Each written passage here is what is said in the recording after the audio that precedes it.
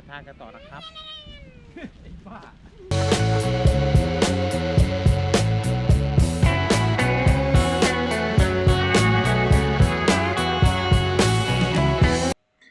สวัสดีครับผมจูเกียงไก่นะครับ วันนี้ผมจะไปเที่ยวเรือนจำชั่วคราวเขาละกำนะครับ แล้วก็ต่อด้วยหาดทรายดำนะครับ ฝากกดไลค์กดแชร์กดติดตามช่องจู JKT ด้วยนะครับ ขอบคุณครับ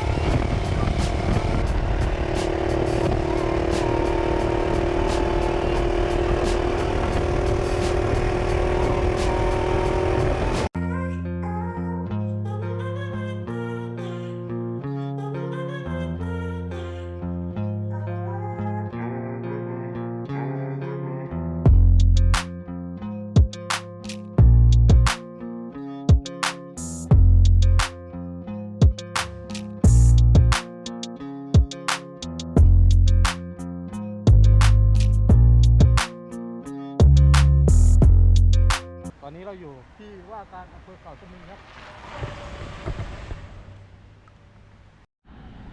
เหลือ23 กิโลนะครับถึงจุดหมายนะครับ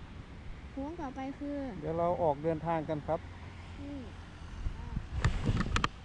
ไปครับไปสู้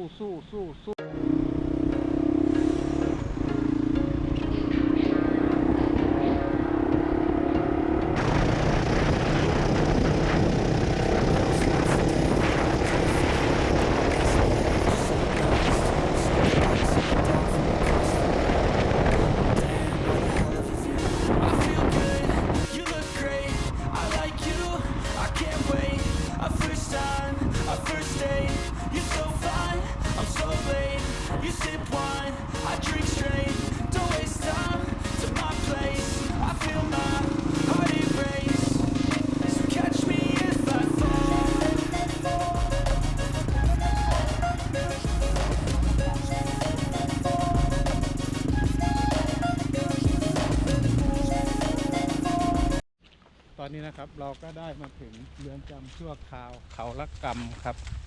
เดี๋ยวเราเดินไปลงทะเบียนกันครับไปครับเดี๋ยวเรา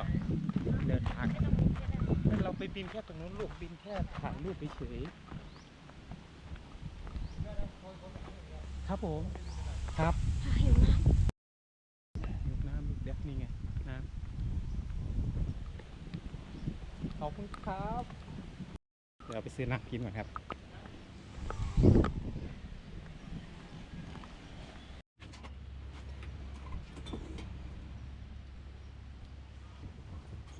อาปั้น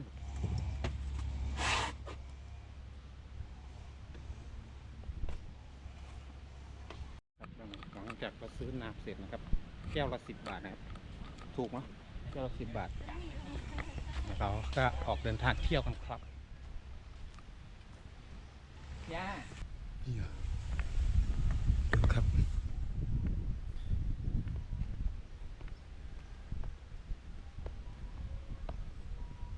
พ่อกระโดดลงไปหน่อย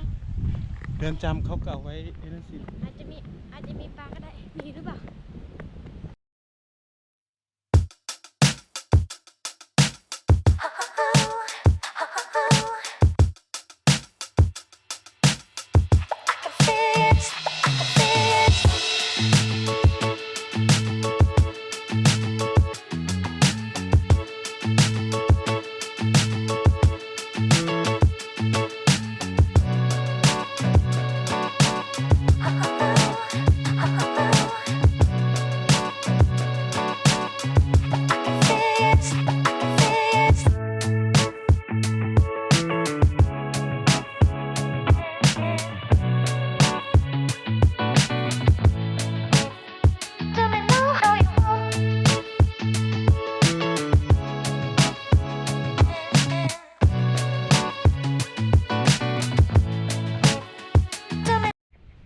นะครับเดี๋ยวเราจะกลับกันแล้วนะครับ นี่ครับสะพานกำลังใจนะครับ ไม่มีกำลังใจเลย สะพานกำลังใจ ไม่มีกำลังใจ อะไรวะ อยากไปเที่ยวทะเล หลังจากที่เราเดินเที่ยวรอบๆกันแล้วนะครับ เดี๋ยวเราจะเดินทางต่อครับ เดี๋ยวเราจะไปกินข้าวกันก่อนครับ พี่ ไม่รู้เหมือนกัน เดี๋ยวต้องไปกินข้าวตามทางกันเลยลูกยังไม่เดี๋ยวพอเสร็จแล้วเดี๋ยวเราไปทะเลกันครับ ตรงนี้รู้จักอะ ไอ้ตัวเนี้ยชื่ออะไรวะอะไรวะ ไอ้ไม้ ตัวอะใน เออ เอ็นเกมอะ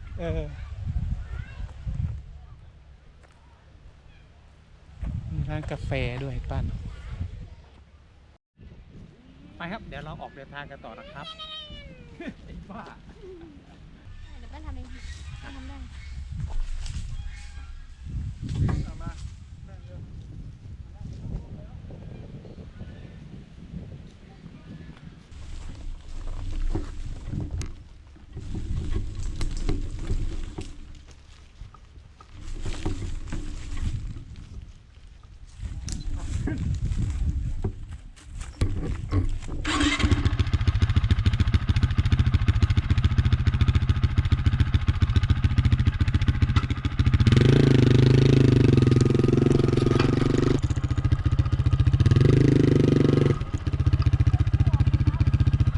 ได้เซ็นที่ออกไหม ไม่เป็นไรครับพี่ ครับ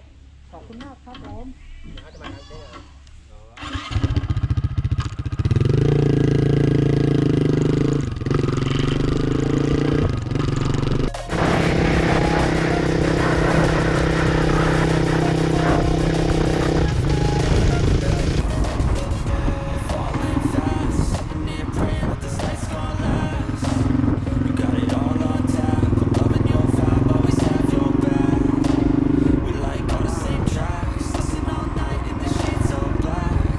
วก่อน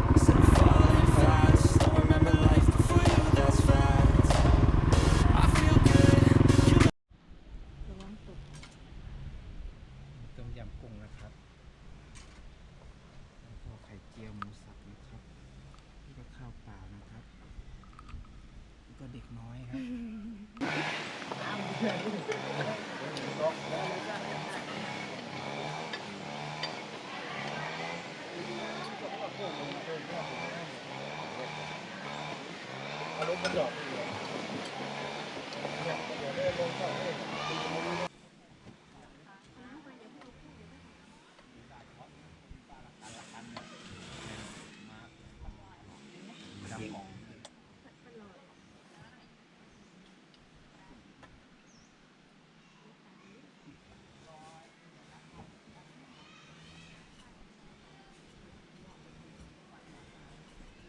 เจียว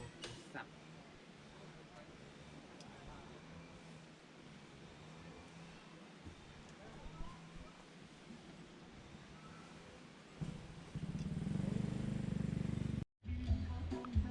นะครับกับข้าวจะหมดแล้วครับอันนี้มีเครื่องเสียงมานะครับ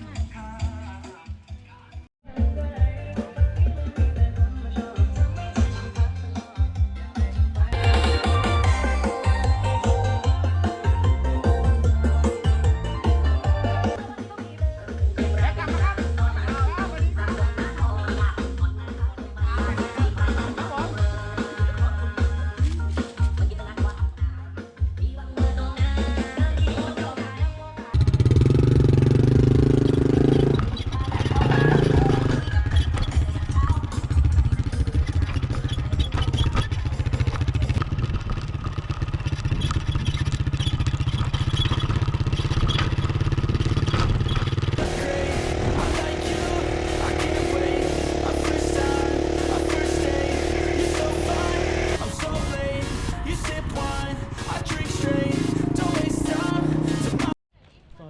เราได้มาอยู่ที่หาดทรายดำหนึ่งเดียวในสยามนะครับถึงครับหาดทรายดำครับหาดทรายดำ เขาแต่ที่น้องบีมมา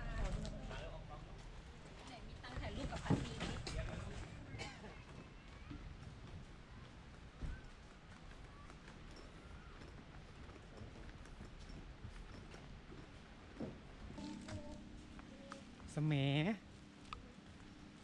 นะครับเราเดินทางกัน ระยะทางเท่าไหร่ก็ประมาณ500 เมตรเหรอ500-700 เมตร ใช่500 เมตร 500 เมตรเลยเหรอ ครึ่งกิโลเลยนะครับ ด้วยสิ อันนี้อะไรเนี่ย เอ็นเลย เป็นฐาน ใช่เหรอ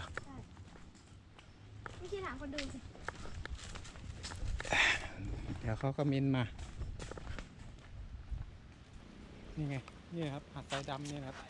ดำจริง นี่ครับ โอ้โห เละเลยครับบ้านนี่ครับเรือนี่ครับ หาดทรายดำนะครับแล้วขึ้นทำไมอ่ะ ๆไม่เอา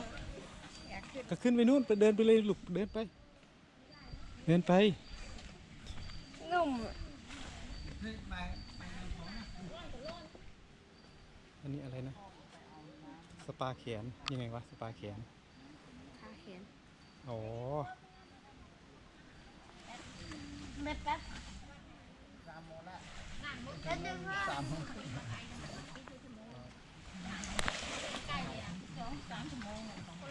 ยดำ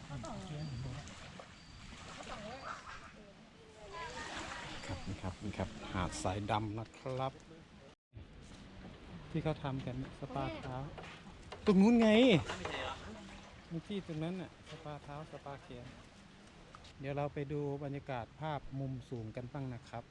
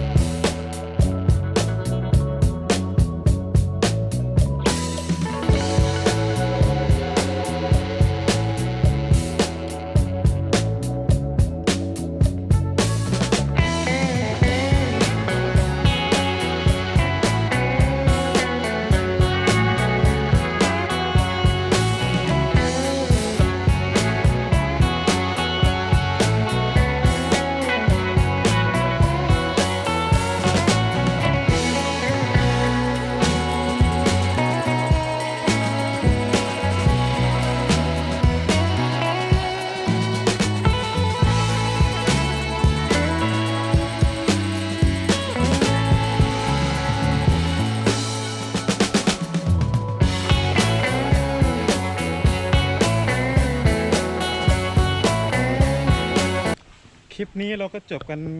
แค่นี้นะครับ จบกันที่หาดทรายดำนะครับอำเภอแหลมงอบจังหวัดตราดนะครับ ฝากกดไลค์กดแชร์กดติดตามช่องโจ้ JKT ด้วยนะครับ สวัสดีครับ บ๊ายบาย บ๊ายบายนะครับ คุณธนกิจ คุณธนกิจ เอาทรายดำมาโชว์หน่อยเร็วทรายดำทรายดำทรายดำมาโชว์หน่อยครับเดี๋ยวจะให้เด็กโชว์ทรายดำครับนี่ครับโอเคครับโอเคบ๊ายบาย